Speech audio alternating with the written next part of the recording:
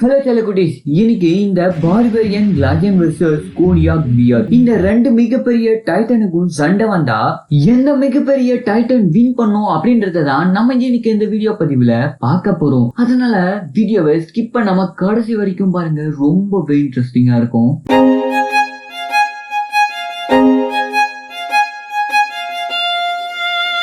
மனித கற்பனைக்கு எட்டாத அளவுக்கு சக்தியும் வேட்டையாடும் திறமையும் கொண்டுதான் இந்த ரெண்டு கம்பீரமான உயிரினங்கள். ஒரு பக்கம் ஒரு காலத்துல வட ஆப்பிரிக்காவையே தன்னோட வீரத்தாலையும் தன்னோட வேட்டையாடும் திறமையாலையும் தன்னோட கைவசமா வச்சிருந்ததுதான் இந்த பார்பரியன் லயன். மறுபுறம் இந்த கோடியாக் பியர். இந்த கரடி அலாஸ்காவில உள்ள கோடியாக் அப்படின்னு சொல்லப்படுற ஒரு தனித்தீவுல தன்னோட ராஜ்யத்தை கட்டமைச்சுக்கிட்டு இன்னைக்கு வரைக்கும் ரொம்பவே கம்பீரமா வாழ்ந்துகிட்டு இருக்கிறதா இந்த கோடியாக் கரடி.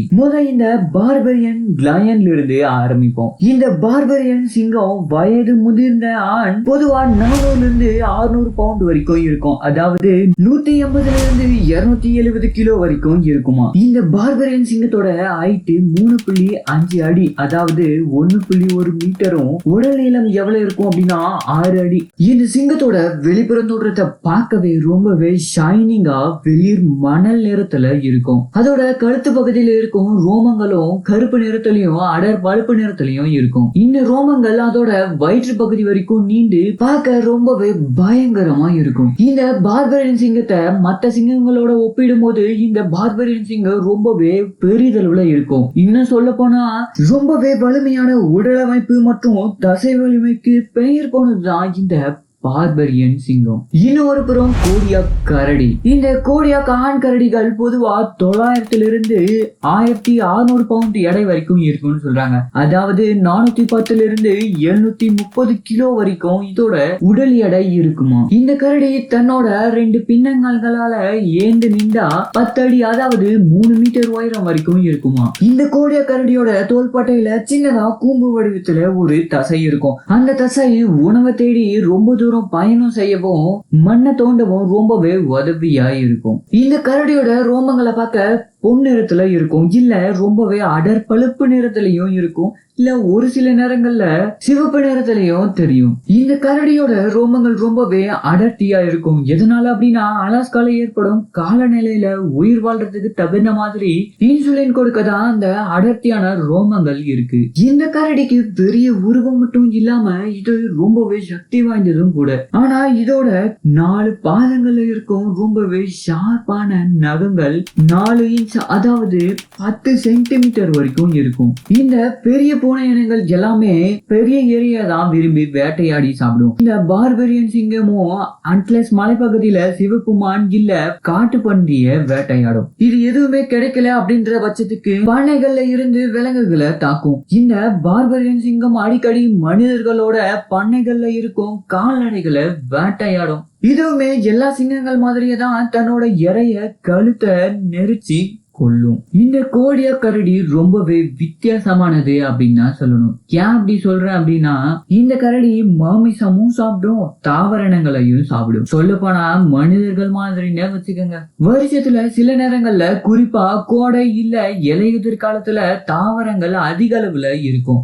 அப்போ இந்த கரடி தாவரங்களை தான் அதிக அளவுல விரும்பி சாப்பிடும். இந்த கோடியாக் கரடிக்கு ரொம்பவே பிடிச்சமான இல்ல ரொம்பவே விருப்பப்பட்ட உணவு அப்படின்னா இந்த சால்மன் மீன்கள் தான். இல்ல ஒரு சில நேரங்கள்ல சின்ன சின்ன கொறிக்கும் பிராணிகளையும் இல்ல ஒரு சில நேரங்கள்ல மான் போன்ற பெரிய இறைகளையும் வேட்டையாடி சாப்பிடும். இந்த கரடி மற்ற வேட்டையாடும் பிராணிகள் மாதிரி ரொம்பவே சுறுசுறுப்பானது இல்ல. அதுக்கு பதிலா உணவை கண்டுபிடிக்க தன்னோட வாசனை உணர்வை மட்டும்தான் நம்பி இருக்கு.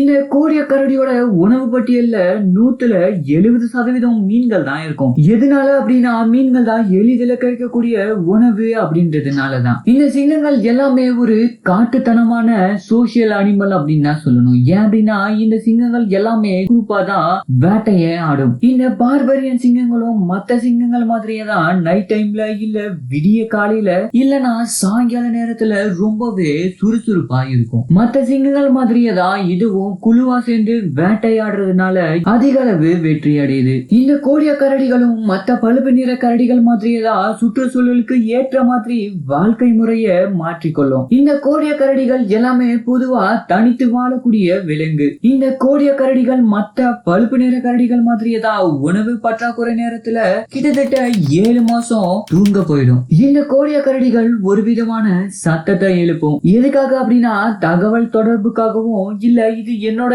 எல்லை அப்படின்றத காட்டிக்கிறதுக்காகவும், அப்படியும் இல்லாத பட்சத்துக்கு பெண் கரடிகளை கரெக்ட் பண்ணவும் இந்த மாதிரியான சத்தத்தை எழுப்புமா. இந்த கோடிய பெண் கரடிகள் பொதுவா 3 குட்டிகளை பெற்றெடுக்கும். அந்த குட்டிகளை ரொம்பவே பத்திரமா பாதுகாக்கும். இந்த குட்டிகள் பல ஆண்டுகளா தன்னோட தாய் கூடவே தான் இருக்கும். அந்த பெண் கரடி சுதந்திரமா வாழ்றதுக்கும் உயிர் வாழும் அத்தியாவசிய திறன்களையும் அந்த குட்டிகளுக்கு கத்துக் கொடுக்கும். இப்போ வலிமையான சிங்கம் ஒரு பக்கமும் ரொம்பவே வலிமையான கரடியும் நேருக்கு நேர் மோதுனா என்ன நடக்கும்? யார் இந்த சண்டையில வெற்றி பெறுவாங்க?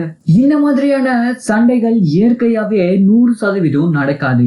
ஆனா இந்த 2 விலங்குகளுமே அந்தந்த சூழ்நிலை அமைப்புகள்ல வாழ்ந்த உச்சகட்ட வேட்டையாடும் விலங்குகள் அப்படின்னு சொல்லிட்டு எல்லாருக்குமே தெரியும். இந்த பார்பரியன் சிங்கம் ரொம்பவே சக்தி வாய்ந்த மற்றும் ரொம்பவே கூர்மையான நகங்களை வச்சிருக்கும் ஒரு சமூக வேட்டையாடும் விலங்கு அப்படின்னு சொல்லிட்டு எல்லாருக்குமே தெரியும். ஆனா இந்த பார்பரியன் சிங்கம் ஆப்பிரிக்கா நிலப்பரப்புல பல இரைகளை வேட்டையாட ரொம்பவே பொருத்தமானது. ஆனா மற்றொரு புறம் கோடியா கரடி பழுப்பு கரடியின் மிகப்பெரிய கிளை இனமா இருப்பதனால அபரிவிதமான வலிமை இந்த கோடியா கரடிக்கு இருக்கு. மேலும் இந்த கரடி கரடு முரடான அலாஸ்கா வனாந்தரத்துல உயிர் வாழ்ந்துட்டு இருக்கு. சிங்கங்கள் எல்லாமே ஒரு குழுவா சேர்ந்துதான் வேட்டையாடும். ஆனா இந்த கோடியா கரடி ஒரு தனித்து வேட்டையாடும் விலங்கு. இந்த கோடியா கரடியோட தோலுக்கு அடிப்பகுதியில கொழுப்பு நிறைந்த நிறைய அடுக்குகள் இருக்கும். இது கரடிக்கு ஒரு எக்ஸ்ட்ரா ஆர்ம் அப்படின்னு சொல்லணும். இந்த பார்பரியன் சிங்கம் இந்த கோடியட் கரடியோட தொண்டைய குறி வச்சு கடிச்சாலுமே அதிக அளவுல காயம் ஏற்படாது இந்த கரடிக்கு. ஏன்னா அந்த அளவுக்கு தடிமனா இருக்கும் இந்த கரடியோட தோலமைப்புக்குள்ள இருக்கிற கொழுப்புகள். கரடியோட முதுகுல ஏறி இந்த சிங்கம் கடிச்சாலுமே அங்கேயும் இந்த தோலமைப்பு ஃபுல்லாவே ப்ரொடெக்ட் பண்ணும் இந்த கரடிய. இதுவே கரடி சிங்கத்தை கடிச்சாலோ இல்ல முன்னங்கால்களால அடிச்சாலோ சிங்கம் ரொம்பவே ஆபத்தான நிலைக்கு போகும் அப்படின்னு சொல்லணும். ஏன்னா கரடியோட முன்னங்கால்கள் ரொம்பவே பவர்ஃபுல்லானது மட்டும் இல்லாம ரொம்பவே ஷார்ப்பான நகங்களும் இருக்கு. சிங்கம் என்னதான் வேகமாவே இருந்தாலுமே இந்த கரடி அடி வாங்கினாலும் ரொம்பவே பொறுமையா நிறைய சோதனைகளை தாங்கக்கூடியது. இந்த பேட்டல்ல அதிக அளவுல பிளஸ் பாயிண்ட்ஸ் இருக்கிறது எந்த ஒரு விலங்குக்கு அப்படின்னா இந்த கோடியாட் கரடிக்கு தான். இந்த சிங்கம் எவ்வளவுதான் கரடிய வீழ்த்த முயற்சி செஞ்சாலுமே இந்த கரடிய வீழ்த்துறது அவ்வளவு சுலபமான விஷயமும் இல்ல, பாசிபிளான விஷயமும் இல்ல அப்படின்னு சொல்லணும். அப்போ இந்த பேட்டல்ல வின் பண்ணது யாரு அப்படின்னா இந்த கோடியாட் கரடி தான். இந்த மாதிரியான ஒரு இன்ட்ரெஸ்டிங்கான வீடியோஸ் வேணும் அப்படின்னு நினைச்சீங்கன்னா நம்ம சேனலை சப்ஸ்கிரைப் பண்ணி வச்சுக்கோங்க அண்ட் பெல் ஐகானை ஆன்ல போட்டு வச்சுக்கோங்க. இந்த வீடியோ உங்களுக்கு பிடிச்சிருந்துச்சு அப்படின்னு சொன்னா வீடியோவை ஷேர் பண்ணுங்க. See you next வீடியோல பாக்குறேன்.